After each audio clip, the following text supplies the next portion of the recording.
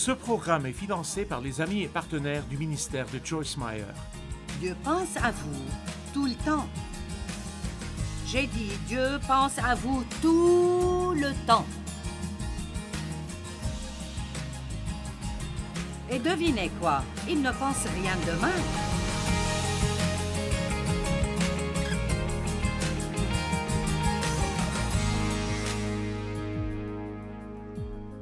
J'appelle cette série « Si c'est détruit, Dieu peut le réparer ». J'ai cherché un jour des références sur le mot « restauration ». Et en fait, restaurer quelque chose veut dire le renouveler ou même le rendre meilleur encore. Et j'aime vraiment cette idée parce que quand vous achetez quelque chose de nouveau, il n'y a pas d'égratignure, rien du tout. Je veux dire, vous pensez que vous voulez juste le contempler. Mais quand vous restaurez un meuble qui a peut-être 20 ans et quelques, il est toujours vraiment beau.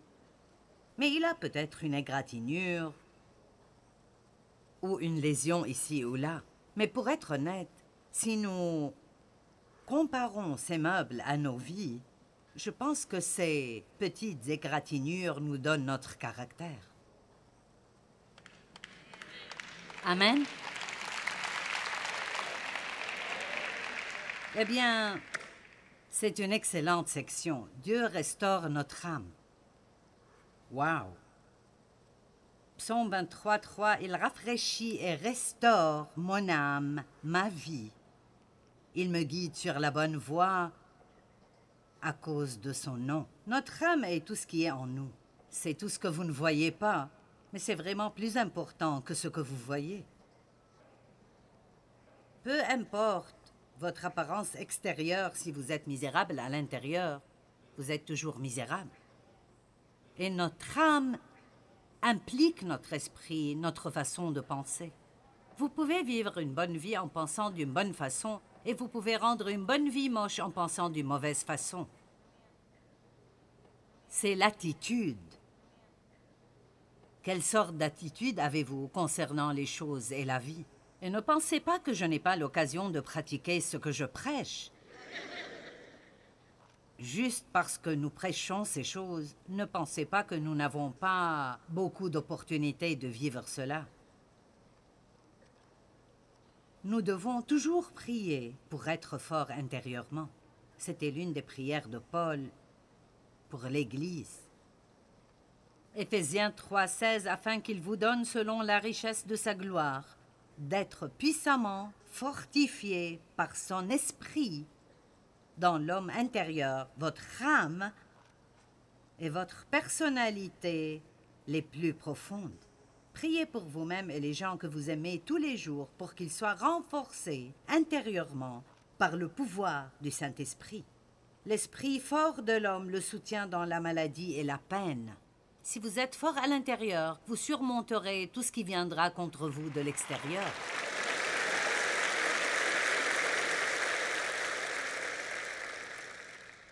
Les émotions ont besoin de tant d'attention aimante.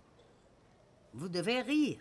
Je suis sortie avec ma fille l'autre jour et je passais par une période difficile. J'avais besoin de rire et je ne sais pas ce que les gens ont pensé.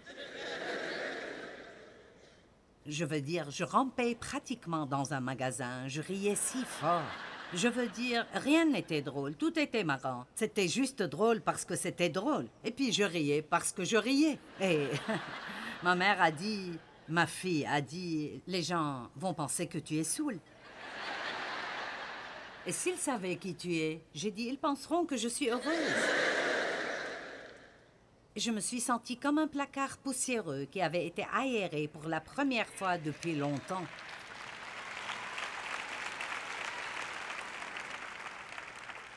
Et parce qu'il n'y a pas beaucoup de choses amusantes dans le monde qui nous entoure, il faut en créer. Je vais donc vous donner une suggestion pour commencer, et je ne plaisante pas quand je dis cela. Souriez plus. Souriez. Souriez quand vous êtes seul.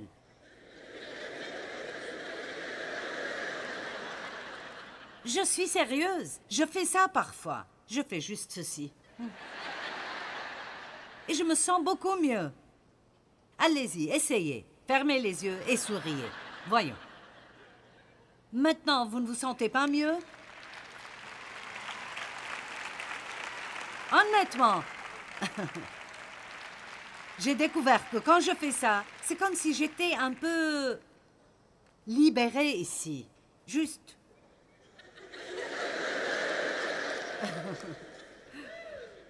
C'est à prendre ou à laisser.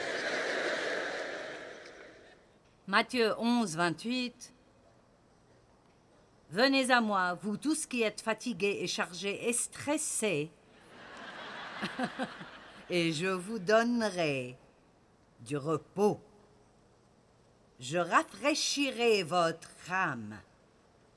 Dieu veut s'occuper de tout ce qui est en nous, notre esprit, notre volonté, nos émotions, nos attitudes. Il se soucie de chaque partie de vous, en particulier ce qui arrive en vous. Il se soucie de ce qui se passe à l'intérieur. Si vous avez une âme blessée, nous prions maintenant pour que Dieu vous rétablisse et vous donne la guérison, une nouvelle vie et une raison de rire, quelqu'un à aimer et quelqu'un qui vous aime. Nous prions pour que vous trouviez du plaisir dans des choses que d'autres personnes ne pourraient pas apprécier, au nom de Jésus. Amen. Allez. On s'amuse bien. Dieu restaure notre valeur. Je veux vous raconter une petite histoire.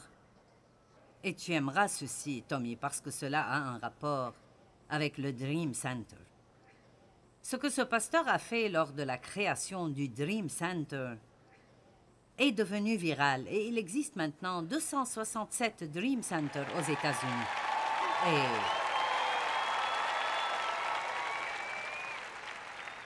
nous en avons un à St. Louis. Je pense que nous avons probablement été des premiers à en construire un. Et il a dit que c'est l'un des plus grands. Et Dave a rencontré un homme à Starbucks l'autre jour.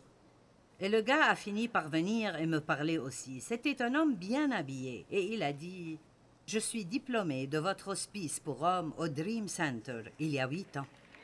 Maintenant, si vous êtes dans notre hospice pour hommes au Dream Center, c'est que vous êtes probablement venu de la rue.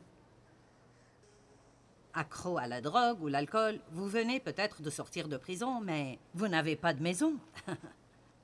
Vous êtes là parce que vous avez touché le fond, d'accord? Donc, 8 ans, il possède maintenant sa propre entreprise. Il est marié. Sa femme et lui ont fait des voyages missionnaires et viennent maintenant d'établir une toute nouvelle église dans notre ville.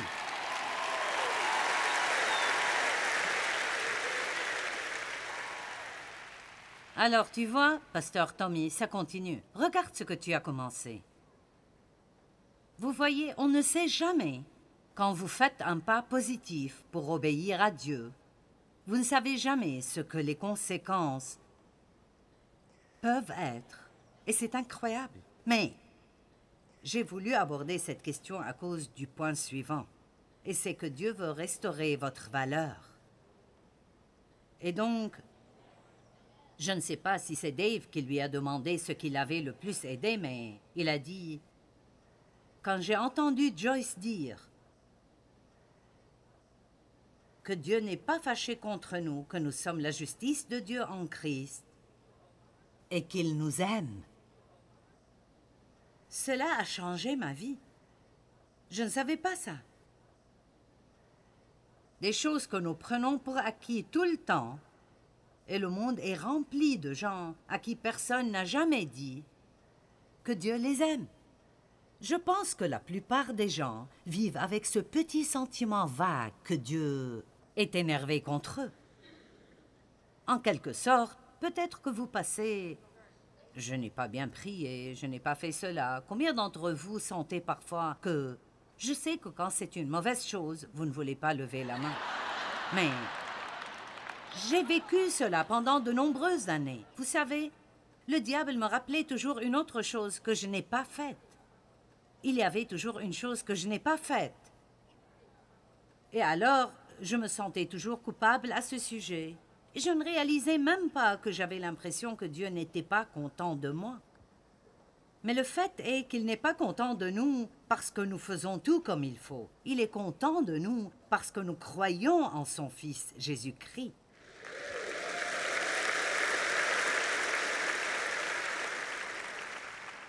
Écoutez-moi. Si vous cherchez un ministère et vous ne l'avez pas encore trouvé, je vais vous en donner un.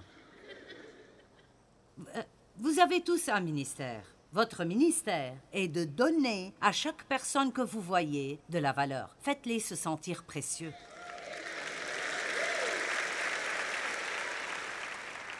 Sourire à quelqu'un leur donne le sentiment d'être précieux. Dire bonjour leur donne le sentiment d'être précieux. Connaître leur nom leur donne un sentiment d'importance. Je ne suis pas très douée pour cela, mais Pasteur Mike connaît le nom de tous ceux qui travaillent pour nous et probablement la moitié des noms des personnes présentes ici. Il fait vraiment cela très bien. Il y a des gens qui travaillent pour moi depuis 10 ans et dont je ne connais toujours pas le nom. Je suis pas bonne dans ce domaine. Je reconnais les visages, mais pas les noms. Mais c'est bien d'essayer de se souvenir des noms des gens parce qu'ils se sentent importants. J'ai entendu cela et je pense que c'est vrai. Les gens ne se souviennent pas toujours de ce que vous leur avez dit, mais ils se souviendront de ce que vous leur avez fait ressentir. N'est-ce pas bon? Pensez simplement. Maintenant, vous avez un ministère à temps plein. Partout où vous allez, faites de sorte que quelqu'un se sente précieux. Et vous voulez la vérité? Je pense que ces genres de ministères, à bien des égards, sont plus importants que ce genre de ministère. Oui, la prédication, l'enseignement et l'adoration sont importants, mais l'endroit où les gens vivent, où ils souffrent, est dehors dans la rue. C'est là où la plupart d'entre eux sont. Ils ne sont pas ici ce soir, ils sont quelque part et vous en rencontrerez un ou deux ou trois ou quatre demain. Pourquoi ne pas faire en sorte que la femme qui vérifie vos achats se sente précieuse? Merci pour ce que tu fais, j'apprécie ton travail. Au lieu de, si elle est un peu lente,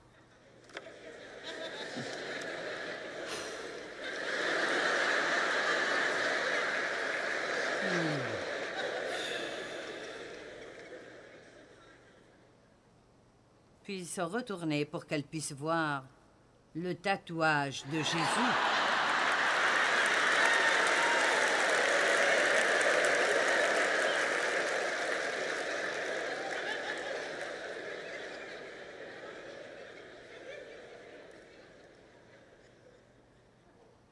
Allez, si quelqu'un a besoin de se sentir mieux ce soir, écoutez-moi. Ésaïe 43, parce que tu es précieux à mes yeux. Vous êtes précieux. Nous disons cela au bébé. Tu es si précieux. Mais Dieu vous le dit ce soir, vous êtes si précieux.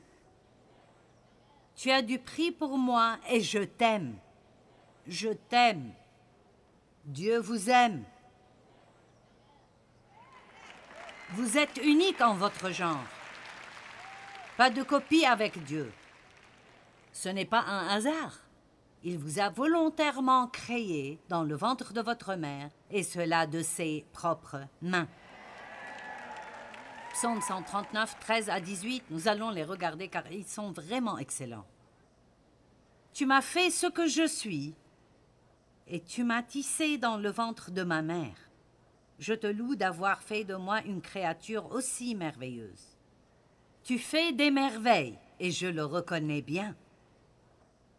Mon corps n'était pas caché à tes yeux quand, dans le secret, je fus façonné et tissé comme dans les profondeurs de la terre. Je n'étais encore qu'une masse informe, mais tu me voyais et, dans ton registre, se trouvaient déjà inscrits tous les jours que tu m'avais destinés alors qu'aucun d'eux n'existait encore. Avant votre naissance, chaque jour de votre vie était déjà enregistré dans le registre de Dieu. Alors nous serons peut-être surpris, mais il est toujours prêt pour tout ce qui va venir. Et ceci est merveilleux. 17 et 18. Combien tes desseins, ô Dieu, sont pour moi impénétrables, et comme ils sont innombrables. Si je les comptais, ils seraient bien plus nombreux que les grains de sable. Voici, je m'éveille, je suis encore avec toi. Qu'est-ce qu'il veut dire? Que Dieu pense tellement à nous tout le temps. Dieu pense à vous tout le temps. J'ai dit, Dieu pense à vous tout le temps. Et devinez quoi? Il ne pense rien de mal. Il pense à votre potentiel, à vos possibilités, à vos dons, comment vous bénir, à comment il peut guérir une blessure que vous avez subie dans votre vie. Il dit, si je comptais le nombre de pensées de Dieu envers nous, ils seraient bien plus nombreux que les grains de sable. Dieu pense à nous. Wow!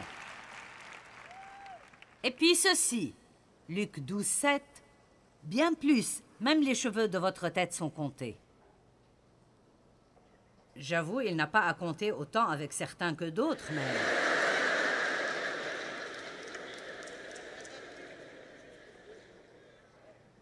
Maintenant, j'aime mes enfants, mais je n'ai pas compté leurs cheveux.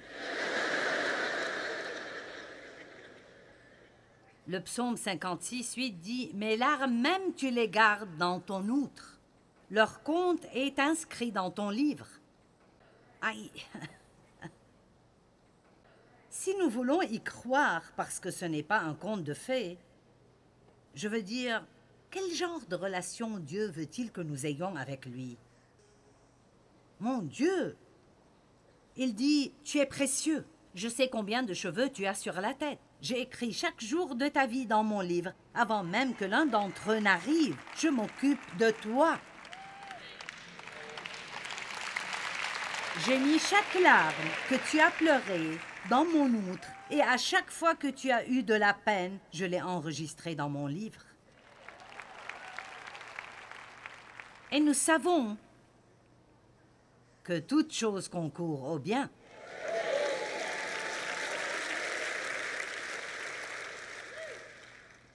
Père, quiconque est ici ce soir et dont la valeur doit être restaurée, je prie pour que tu le fasses pour lui maintenant.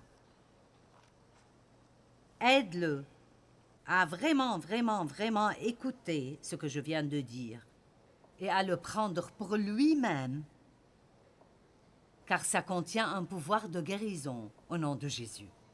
Amen. Maintenant, je vais aller rapidement parce que je veux arriver à la dernière, ce que je ne fais pas normalement, mais nous allons essayer. Dieu restaure notre confiance. Philippiens 3.3 dit que nous ne plaçons pas notre confiance en la chair, mais nous mettons toute notre confiance en Jésus-Christ. Philippiens 4.13 dit « Je peux faire tout ce qu'il m'a appelé à faire grâce à celui qui m'élève et me fortifie. » Je suis autosuffisant dans la suffisance du Christ.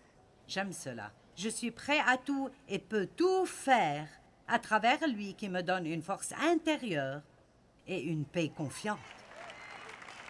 Maintenant, écoutez. En fonction de ce que je lis ici, vous pouvez et vous êtes. 1 Jean 5,14. Et voici quelle assurance nous avons en tant que croyants en lui devant Dieu. Si nous demandons quelque chose qui est conforme à sa volonté, conforme à son plan et son but, il nous écoute.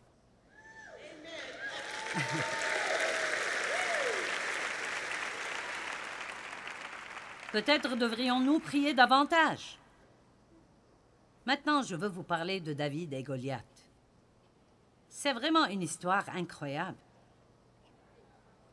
1 Samuel 17,40. Il prit son bâton de berger en main et choisit, dans le torrent, 5 cailloux bien lisses, qu'il mit dans le sac de berger qui lui servait de besace, et sa fronde à la main, il s'avança vers le Philistin, le géant Goliath. Celui-ci s'avança vers David, précédé de son porte-bouclier. Lorsque le Philistin vit David, il le méprisa parce qu'il n'était qu'un jeune homme roux et de belle figure. Il lui dit, « Est-ce que tu me prends pour un chien pour venir contre moi avec un bâton de berger ?» Puis il maudit David par ses dieux, donc nous savons qu'ils n'existaient pas, et dit, « Approche un peu pour que je donne ta chair à manger aux oiseaux du ciel et aux bêtes des champs. » À quoi David répondit, « Vous devez voir la confiance que ce jeune homme avait parce qu'il passait du temps avec Dieu. » À quoi David répondit, « Combien était-il plus grand que David? Disons 3 fois, 4 fois, il était très grand. » David n'avait pas d'armure, il n'avait pas d'épée, il n'avait pas de lance, il avait une fronde et 5 cailloux lisses. Et Dieu.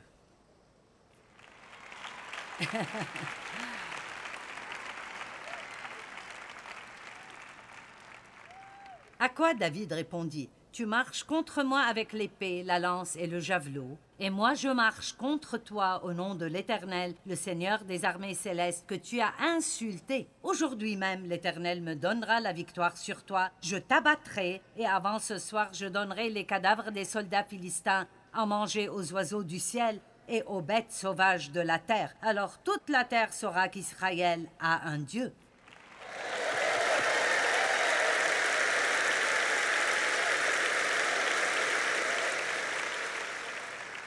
Pourquoi David a fait cela? Il n'essayait pas de prouver qu'il était important. Il défendait l'honneur de Dieu. Il disait, « Ce Philistin a appelé tous ses faux dieux et aucun des soldats n'ira combattre ce type. Bien, je le ferai. » Parce qu'il était assez avec Dieu dans ses champs pour savoir qu'il avait confiance en Dieu. Et vous savez ce qui s'est passé? Ils ont vaincu. Dieu est notre confiance. Combien ont besoin de restaurer leur confiance? Vous savez, la confiance est vraiment de faire ce que vous pensez devoir faire, même si vous devez le faire dans la peur. Vous savez, le courage n'est pas de ne pas avoir peur. Le courage est un pas en avant malgré la peur. C'est là que vous êtes courageux, quand la peur est là et vous dites « je ne vais pas te laisser m'arrêter ». Je prie pour les personnes qui ont perdu confiance, les personnes extrêmement timides au point que cela les empêche de faire ce qu'elles veulent, les gens qui sont anxieux, ceux qui sont peut-être sortis et qui se sentent ridicules, alors ils se sont retirés et ne ressortiront plus. Je prie pour que le courage vienne sur cette foule et que les gens fassent plus en ton nom et pour ta gloire qu'ils ne l'aient jamais fait auparavant, au nom de Jésus. Amen.